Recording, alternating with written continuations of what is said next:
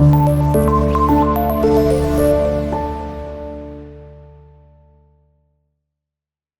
वालेकुम स्टूडेंट्स, कैसे हैं आप सब। उम्मीद है आप सब खैरियत से होंगे। आज हम यूनिट नंबर 4 पढ़ेंगे हमारा, जो कि है मुस्लिम इन साउथ एशिया।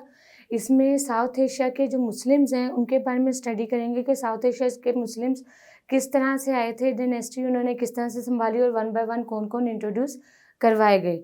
सबसे पहले इसमें हम देखेंगे दिल्ली सल्तनत। दिल्ली सल्तनत जो है, दिल्ली सल्तनत में बहुत सारी डायनेस्टीज़ आई आगे फॉरवर्ड, जो वन बाय वन मतलब मुख्तलिफ कास्ट से या मुख्तलिफ किस्म के लोगों ने संभाली, जिसको वन बाय वन डिस्कस करेंगे। इससे पहले हम पढ़ेंगे कि जो दिल्ली सल्तनत है उससे पहले आने वाले कौन से लोग थे और उनका क्या कंट्रीब्यूशन था अकॉर्डिंग टू मुस्लिम्स, और अकॉर्डिंग टू वहाँ पे जो जहाँ वो रहते थे वहाँ पे उन्होंने कितना कंट्रीब्यूट किया और वहाँ की सल्तनत को किस तरह से बढ़ाया, उसके बारे में स्टडी करेंगे। फिर उसके बाद हम नेक्स्ट पढ़ेंगे दिल्ली सल्तनत के। दिल्ली सल्तनत जो है उसको वन बाय वन किसने संभाला था।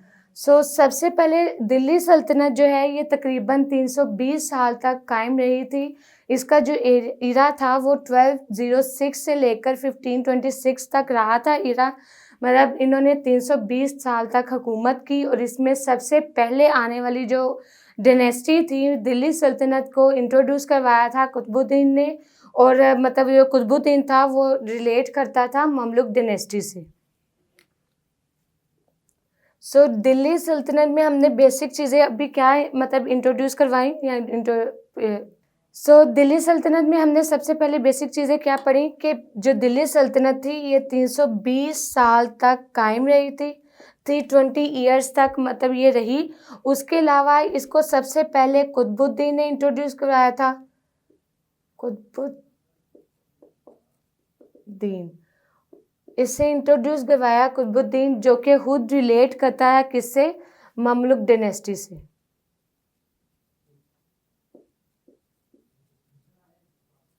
और ये जो ममलुक डायनेस्टी है, ममलुक डायनेस्टी मेनली स्लेव से रिलेट करती है, मतलब ममलुक डायनेस्टी एक अरबी एक वर्ड है ममलुक, और अरबी ज़ुबान का ये लफ्ज़ है और इसका उर्दू में मीनिंग क्या आता है, स्लेव, गुलाम। ये इस डायनेस्टी से रिलेट करती है ममलुक डायनेस्टी। ये हमारे पास थी दिल्ली सल्तनत के बारे में पढ़ा। आगे इसके ममलुक के बाद जो वन बाय वन जो भी जिन्होंने सल्तनत संभाली उनके बारे में स्टडी करेंगे। उससे पहले हम देखेंगे कि जो दिल्ली सल्तनत है उससे पहले सुल्तान महमूद गजनवी,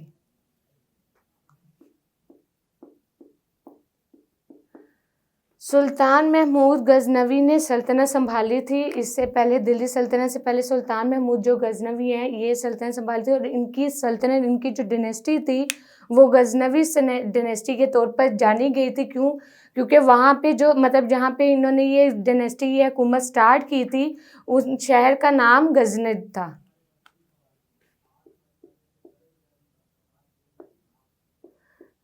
गजनद सिटी के अंदर इन्होंने अपनी रियासत स्टार्ट की, और इसी वजह से इनकी जो रियासत थी, इनकी जो डायनेस्टी थी वो गजनवी डायनेस्टी के तौर पर जानी गई थी। उसके अलावा सुल्तान महमूद ने 998 से लेकर 1030 सीई तक हुकूमत संभाली थी। सुल्तान महमूद गजनवी सबकतुगीन के बेटे थे। सबकतुगीन के ये बेटे थे। He was the son of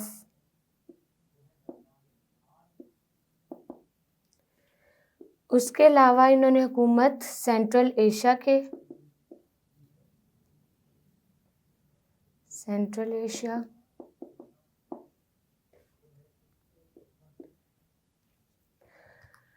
सुल्तान महमूद गजनवी का जो बेसिक मतलब वहाँ पे सल्तनत संभालने का उनका मकसद ये था कि वहाँ पे जहाँ पे ये हुकूमत कर रहे हैं गजनवी के शहर और इर्द गिर्द की जो डायनेस्टीज़ पाई जाती हैं वहाँ पे सेंट्रल एशिया में अपनी जो हुकूमत है, अपनी सल्तनत जो है उसको बढ़ाएं, उसको आगे और एक्सपेंड करें। उसके अलावा जो इनकी डायनेस्टी है गजनवी डायनेस्टी वो ज़्यादा से ज़्यादा पावरफुल हो, वो पहले से ज़्यादा ताकतवर हो। ये इनके 2 मेन मकासद में से थे कि इनके जो सल्तनत है उसको कायम करने का ये मकसद था।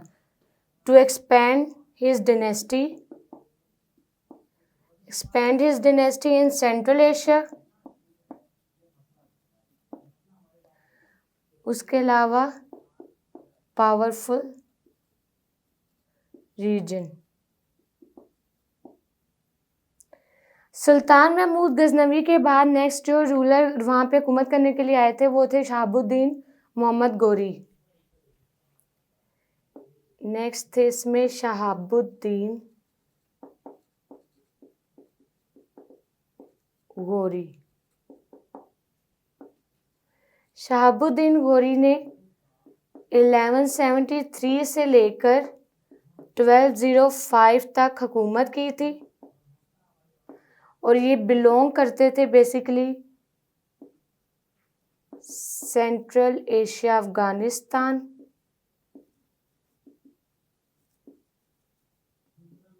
यहाँ पे ऐसे कह लें कि ये सेंट्रल अफगानिस्तान से बिलोंग करते थे।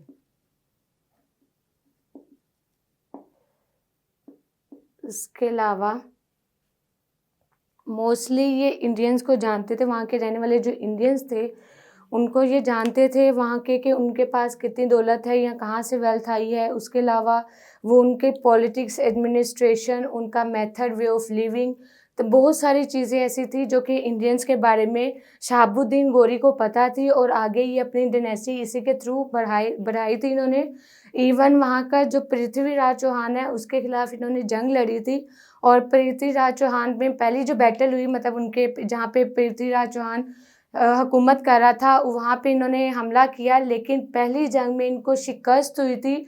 और नेक्स्ट इन्होंने टेरियन जो है उसके मतलब टेरियन वॉर के अंदर नेक्स्ट जो है टेरियन इलाका वहाँ पे इन्होंने हमला किया था, लेकिन वहाँ पे भी इनका जो सामना पृथ्वीराज चौहान और उसकी हुकूमत से हुआ था। और वो सेकंड जो बैटल थी जहाँ पे इन्होंने सामना किया उसका पृथ्वीराज चौहान का, वहाँ पे इनको फतह हासिल हुई। वहाँ पे इन्होंने कट गया था, उसको फतह कर लिया था और पृथ्वीराज चौहान को शिकस्त दी थी सेकंड बैटल में।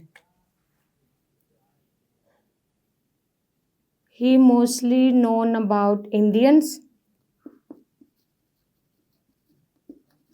about Indian politics, administration,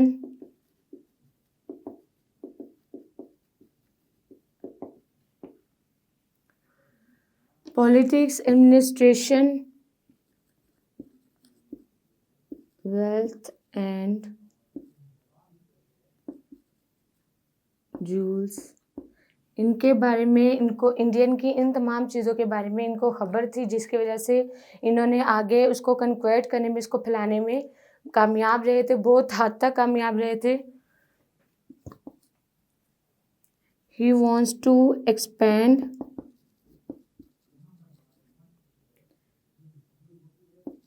Islam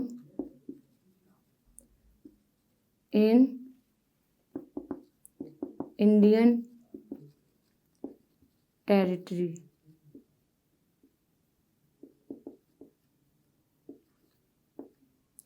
Indian territory जो है उसको ये एक्सपेंड करना चाहते थे, वहाँ पे इस्लाम फैलाना चाहते थे, जिसमें बहुत हद तक इनको कामयाबी भी हासिल हुई थी, क्योंकि मोस्टली जो इनके अफेयर्स थे, जो मोस्टली उनके जो पॉलिटिक्स एडमिनिस्ट्रेशन थी, वहाँ के रहने वाले जो लोग थे उनके बारे में इनको पता था शहाबुद्दीन को। उसके अलावा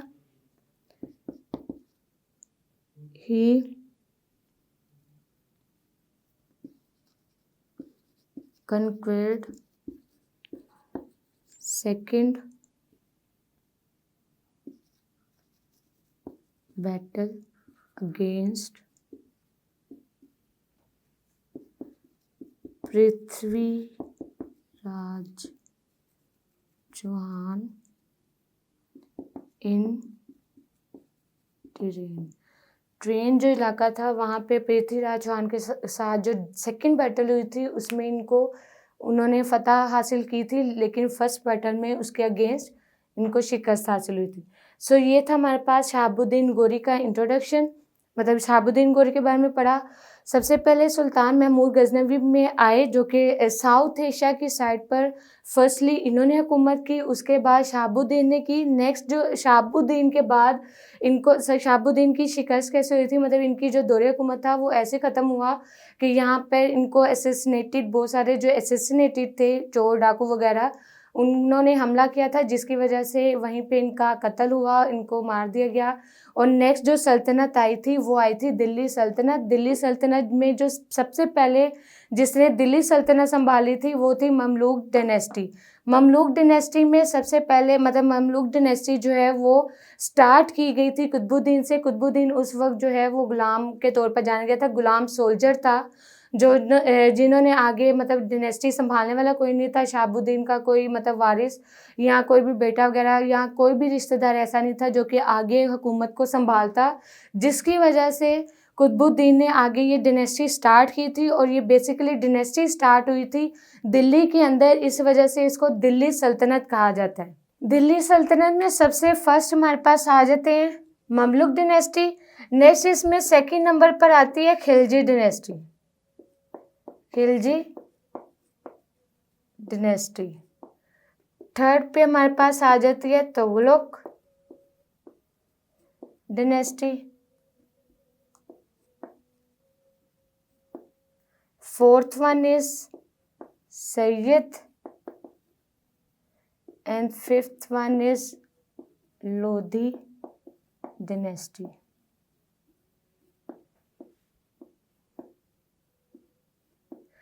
दिल्ली के अंदर ये 5 डायनेस्टी थी जिन्होंने वन बाय वन हुकूमत संभाली।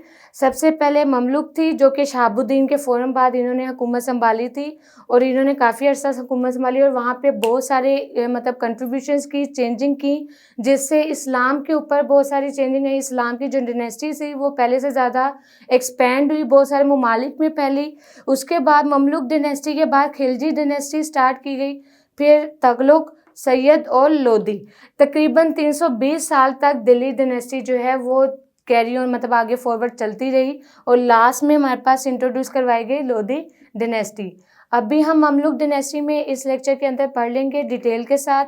बाकी जो डायनेस्टीज़ हैं उनको नेक्स्ट लेक्चर में वन बाय वन डिटेल के साथ पढ़ेंगे।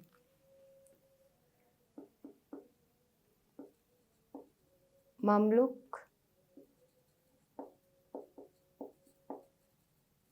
डायनेस्टी, जैसे कि बताया गया कि जो ममलुक डायनेस्टी है ये स्टार्ट की हुई 1206 तक से स्टार्ट हुई and the first emperor was Qutubuddin.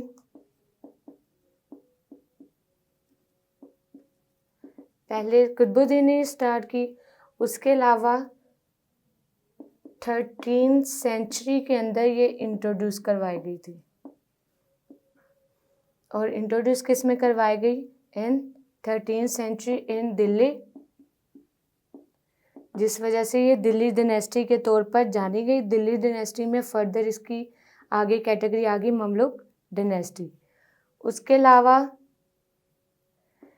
इसमें आ गया जो सबसे ज़्यादा कंट्रीब्यूशन, मतलब ये हुई तो स्टार्ट स्लेव डायनेस्टी से थी, लेकिन आगे जो कंट्रीब्यूशन इसमें सबसे ज़्यादा की गई, कंट्रीब्यूशन की थी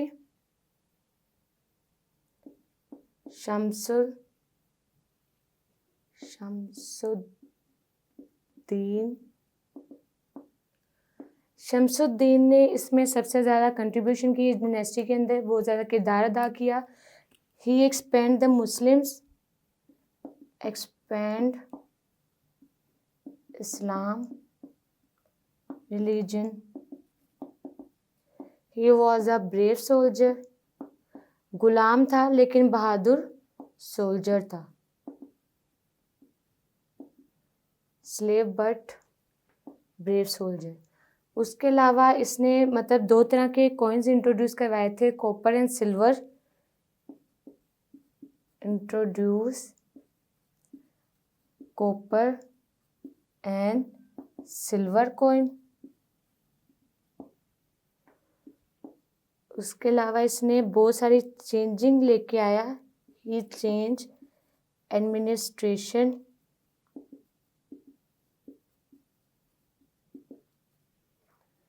administration and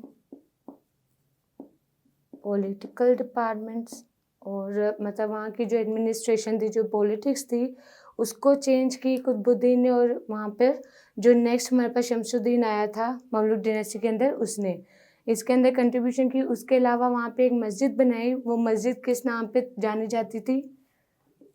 mask, which is known as Quwwate Islam mask.